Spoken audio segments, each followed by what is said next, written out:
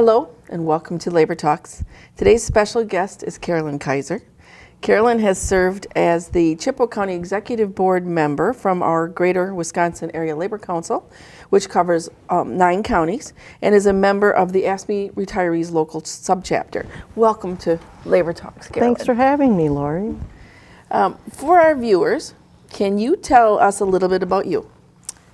Well, I live in the town of Wheaton with my husband Gary, and I guess you would say in the young days I went hunting a lot. I settled to more fishing and hiking in the nature life as I am now. I've worked in private and public sector. I've been a licensed practical nurse for 30-some years, and I worked for AFSCME Council 24 when it represented state employees as the field representative for Northwest Wisconsin. I've been an advocate for people with developmental disabilities and was able to join with parents 4 times to go to Washington, D.C. To educate legislators on their behalf. See, now I've known you a long time, and I didn't know you were an LPN. I know you as an organizer from Council 24, so that's nice to know. I'm aware of several rallies that you were active in across northwestern Wisconsin area, because I was there too on quite a few. Would you like to tell our viewers about some of those and why we do them? Okay, rallies are really visibility events, and when issues happen at work, you know, your first line is to talk to that supervisor, your supervisor, human resources, whatever that chain of command is.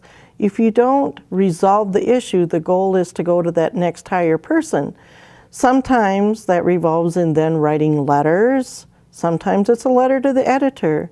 Sometimes it's starting a petition. It kind of depends on where the issue is and who's all involved. But we're at a point when many times these issues cannot be solved by any of those means. We get to the point where we have exhausted many of our steps, and then it comes to a visibility event or a rally where people can be educated in a different light, but it is really a teaching moment more than anything else, and to bring awareness to what the issue really is. We live in an area where we're short attention span, but we need to lengthen that a little bit, lengthen and learn, I would say. Well, and I think our viewers need to know too, we're talking about peaceful rallies. Yes. When we were down in Madison, yes. I mean, I know you were one of the Capitol singers that were picked up, and which is sad in our own house, but they're peaceful. We're not doing anything No, violent. not at all. And in Madison, there were many children, young children there. But before those days came, we testified at public hearings. That isn't just for public employees, that may be for clean water or whatever your issue is. Licensure in the state of Wisconsin is another big issue. Many of us have waited up to 12 hours just to testify. We don't have the public hearings like we used to. So how do we get our voices heard? We are the citizens, and we need to be heard. And I know one of those rallies in particular was in Superior and had to do with outsourcing jobs. Why is outsourcing a problem? Outsourcing is an catchword that supervisors or management sometimes uses, chancellors of university, governors, anyone who wants to make a change. They perceive to the general public that we're going to save money, and so by doing this, we're going to outsource. What happened at Superior is truly one where we dug into the RFPs, are called requests for proposals for getting monies. We found out they were not saving money. Money was a talking point. But what they were doing was hurting the quality of service. They were cutting jobs. These are not people who make a lot of money. People that had been there over 20 years were not making $14 an hour. So it's just their splash of how they want to perceive our state. We need to decide, how do we want to perceive our state? And like you said, it's a lot of this is to get out there and to take the steps to make the changes. Yeah. Obviously, the next change would be at the ballot box. Yes. And as a union retiree, what types of concerns are the retirees facing?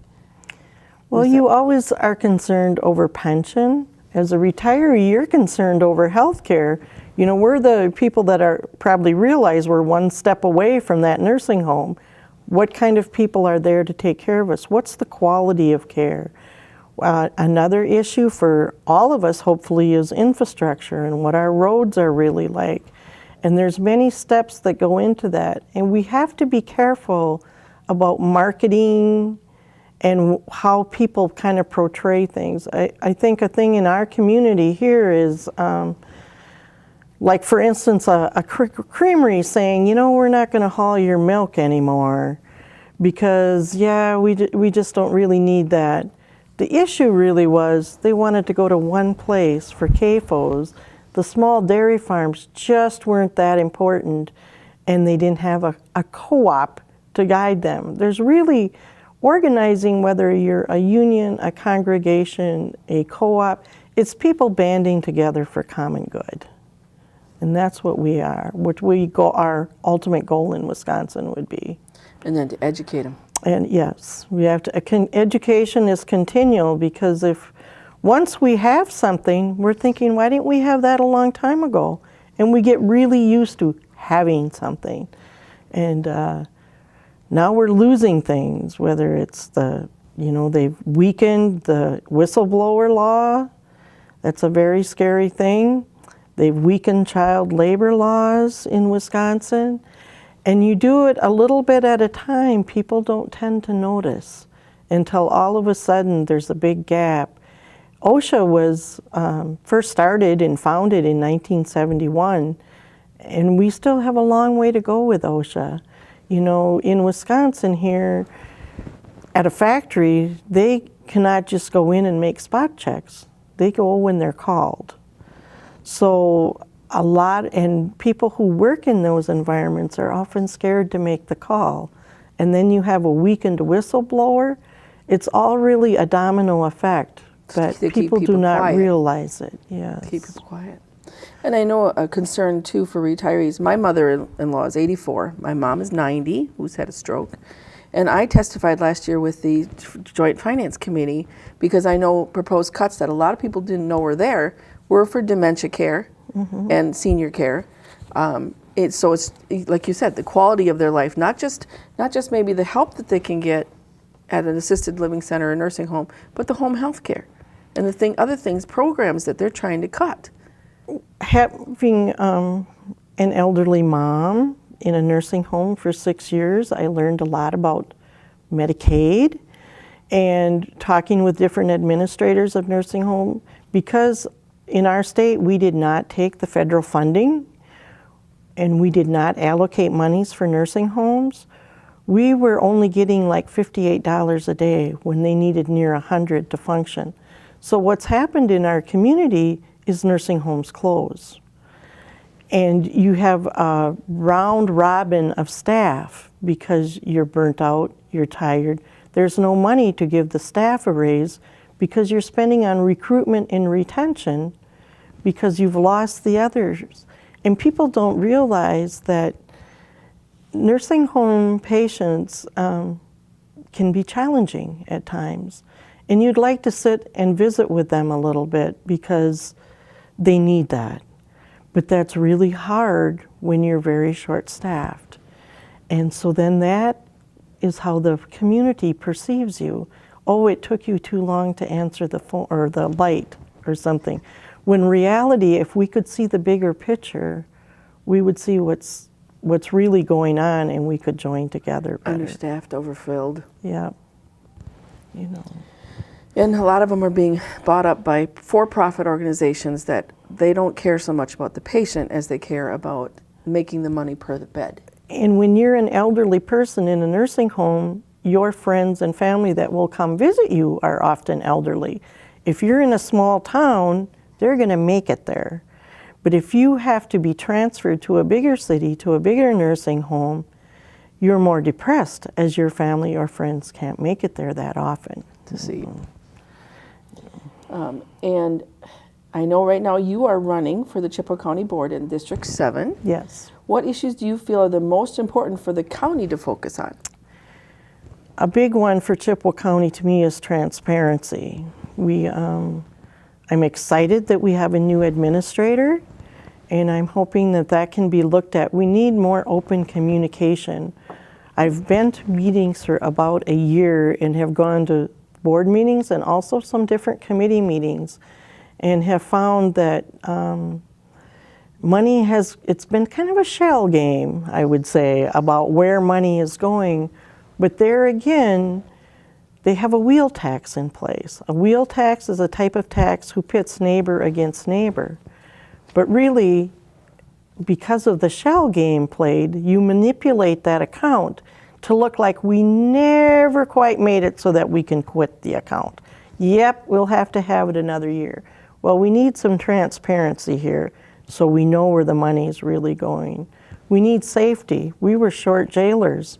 When you're short jailers, you're hurting the incarcerated people and the jailers who are working, because again, we're overtime, people tend to get hurt, you're tired, whatever, and we do public health. You need staff for public health. Plus, you want to keep the inmates quiet and peaceful. And we need a safe environment. We need clean water. We have frac sand mining in Chippewa County.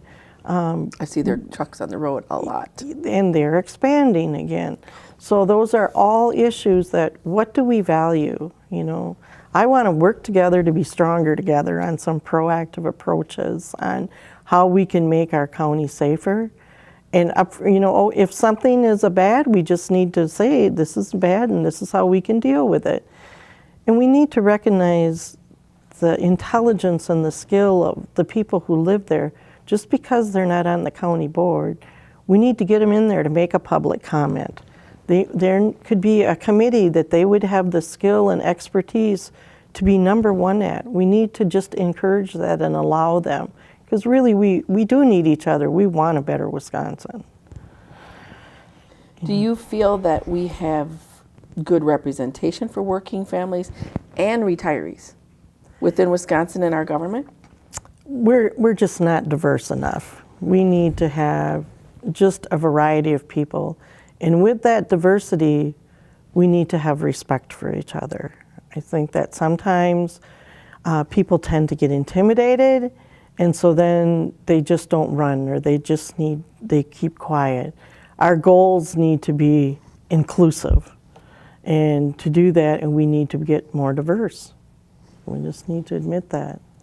What steps would you recommend that we take to affect those changes? Well, I would like to see the fairness doctrine back.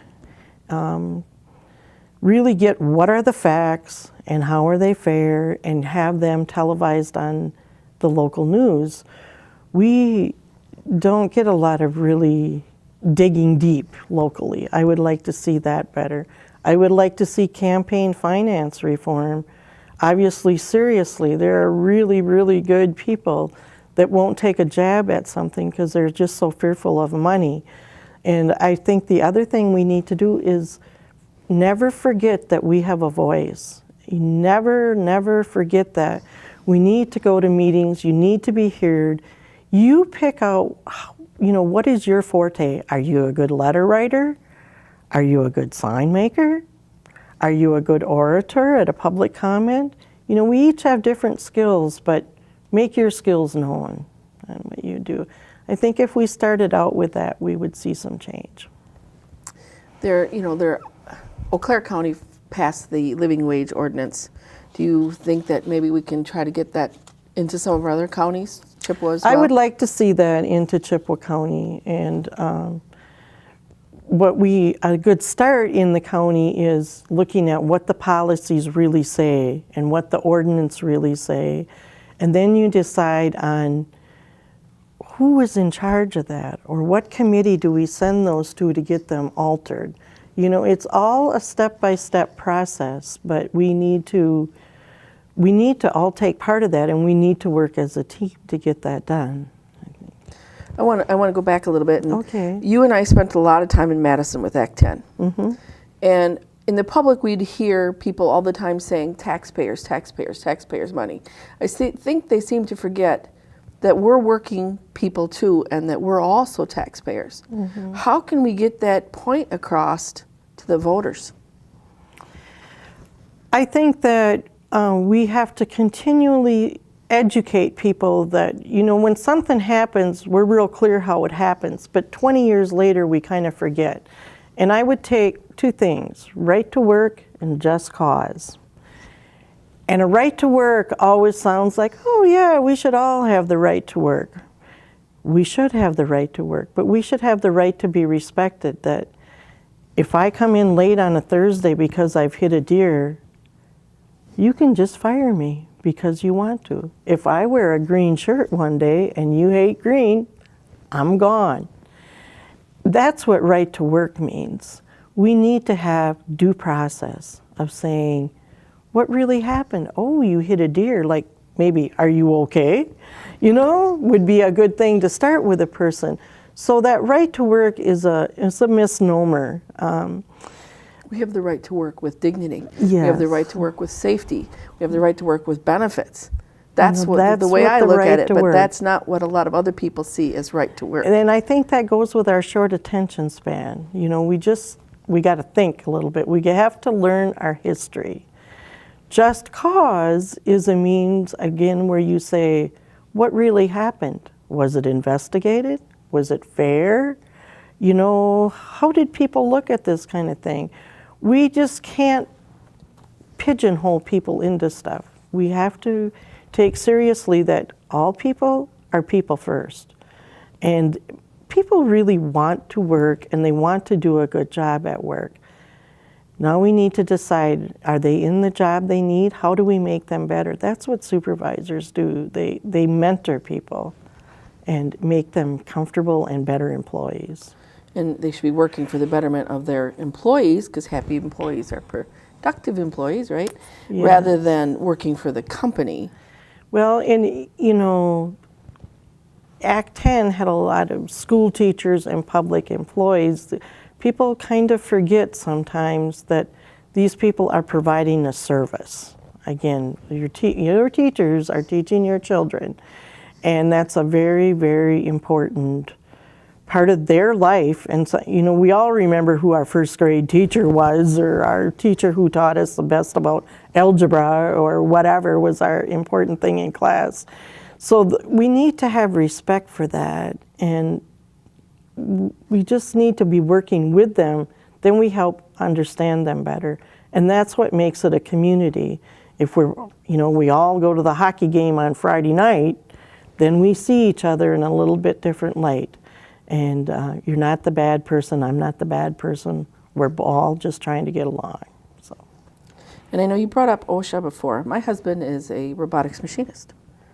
And there's a lot of different things that have to be taken into consideration for a safe work environment. From their eye care, to their shoes, to mats on the floor, to someone that's working on a computer all the time, the ergonomics of having, do you have the stand-up desk? And then, like you said, they have to be invited in. Yes. I know several times, he does training all year long, but several times he's mentioned, oh God, I'd love to call OSHA on that one, or I'd love to call OSHA on that one. But you talked about the whistleblower laws being hindered. Yes. You know, I was a person who filed a whistleblower, and when they had statutes, and it was still a stressful time. Was legitimate, it was taken legitimate, but I still ended up going to federal court to testify. And it was probably about 9 months in length of stress, knowing that you did the right thing, and yet under constant scrutiny. So I can't imagine the stress that people now face. And that's, if we want a good, productive, valuable state, those are the kinds of protections we need. People often look at, well, how much money do they make, or how much of this? Well, that's one part. We want to pay our rent. We want to have living wages. Yes, we do. But we also want to be safe, and we want to be able to speak up without getting hurt. And I know recently you were also involved with the Governmental Forum when we brought at the VFW Hall with all of the governors. How did you think that event went? I was very pleased. I was pleased that, I'm overwhelmed actually, that so many people came. Standing room only. Yeah, originally they were kind of like, well, do you think you could get 40 or 50 people there? And we're like, yes, we can. And we had well over 200 that came. Not all could stay, but it gave the people of the Chippewa Valley, the greater Chippewa Valley, really time to speak with candidates themselves. And we also had questions and answers, but them taking the time for some one-on-one is very important for us in this area. I very strongly believe that West Central and Northern Wisconsin, the Northwest area here in West Central, we will elect the next governor. And so our thinking, our strategy, we are going to make the difference. So they need to come to us too. Well, and I know in the past elections, part of the problem that they said is that some of these candidates weren't well enough known. So this is a way to get, if you want to be heard and if you really want to be taken seriously, they need to step up and show us that. And that forum, that was a nice first step for that. There will be more events coming along, and this one was open to every candidate who had registered they were running. 12 of them came. So, there was no bias or anything. We invited them all.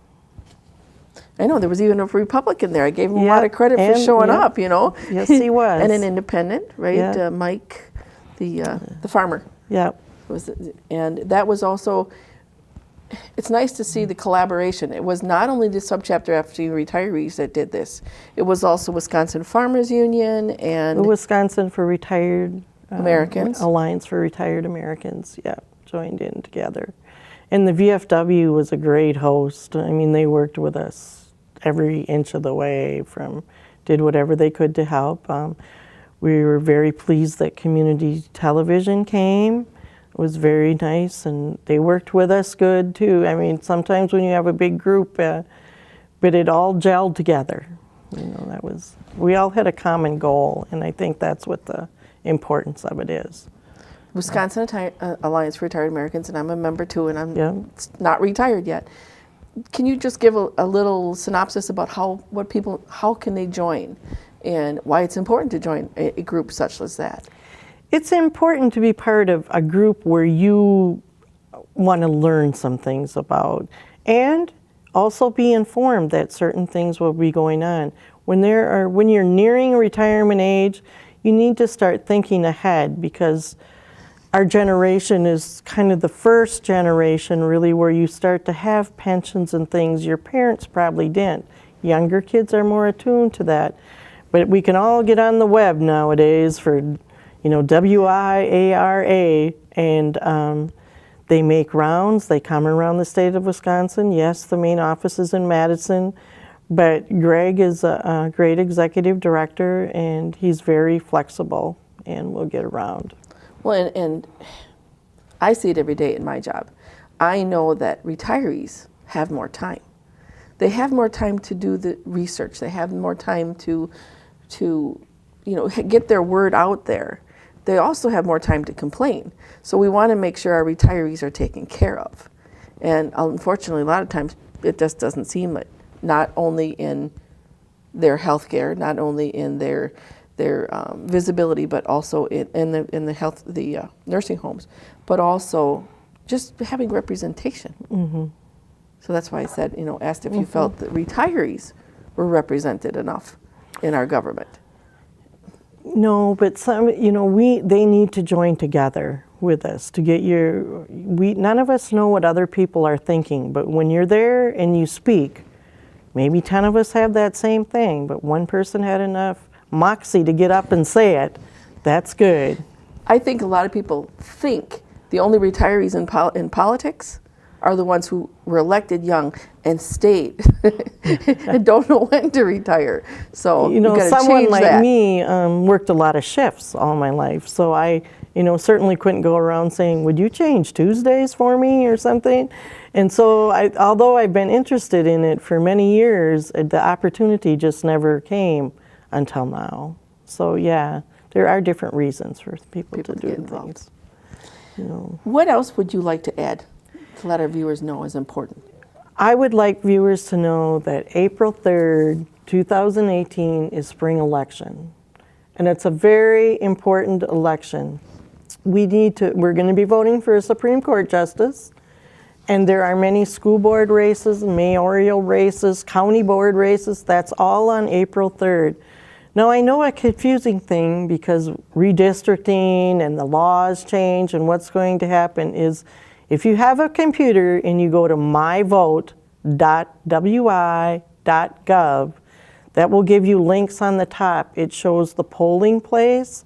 After the February 20th, which is a primary, that's another voting day, but then closer to that, you can look at a facsimile of what your ballot will look like. And so when you go in there, it's not quite that scary. Once you know what your ballot looks like, get out there and research the candidate. Who am I going to be voting for? What are their values? How do I feel about them? You know, all that's very important. Remember a photo ID, that is the law here yet.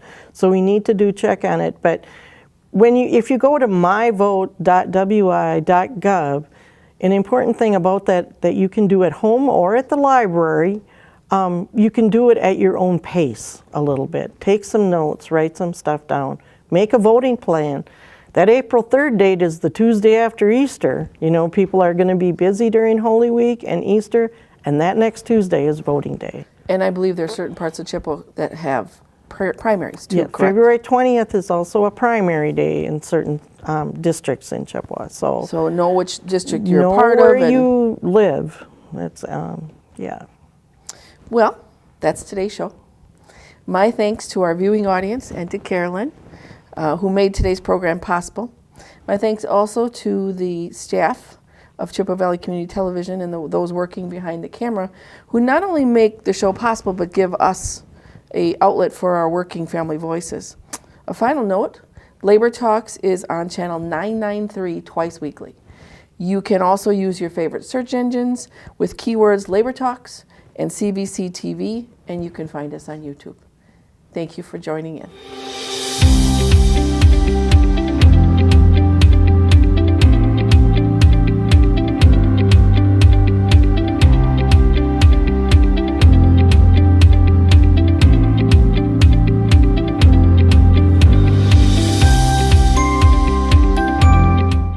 Television is made possible by continuing community support.